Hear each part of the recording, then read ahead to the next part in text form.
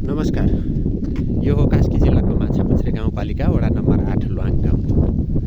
यो होमस्टे अनि चिया बगानले चिनिएको यस ल्वाङ गाउँ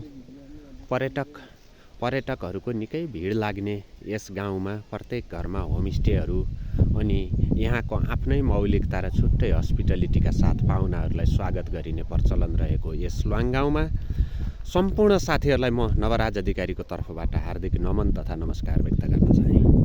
म अहिले घुम्दै आउने क्रममा ल्वाङ गाउँ माथिको यो ल्वाङ भन्ने बोर्ड लेखिएको ठाउँबाट एउटा सानो भिडियो लिँदैछु।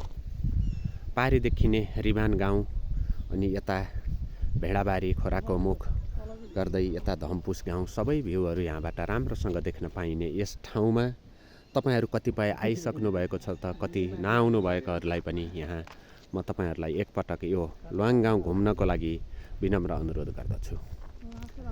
करिबन पोखरा हरिचोकदेखि त 15 देखि 18 किलोमिटरको दूरीमा रहेको यस ल्वाङ गाउँ र ल्वाङ गाउँदेखि करिबन 15 मिनेटदेखि आधी घण्टाको पैदल यात्रामा आउने ल्वाङ टी गार्डन अथवा चिया बगान अन्नपूर्ण चिया बगान तपाईहरू पुग्न सक्नुहुन्छ।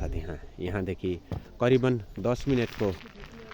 10 मिनेटको पैदल यात्रा पछाडि हामी त्यस टी गार्डनमा पुग्छौँ। यहाँ यो ल्वाङ भिलेज भनेर लेखिएको बोर्ड हजुरहरूले देखिरहनु भएको छ। यो हो माछापुच्छ्रे हिमाल, स्पष्ट देखिने माछापुच्छ्रे हिमाल अनि यता लमजुङ हिमालको यो रमणीय दृश्यले त यहाँको वातावरणलाई सुनमाथि सुगन्ध छरिदिएको छ।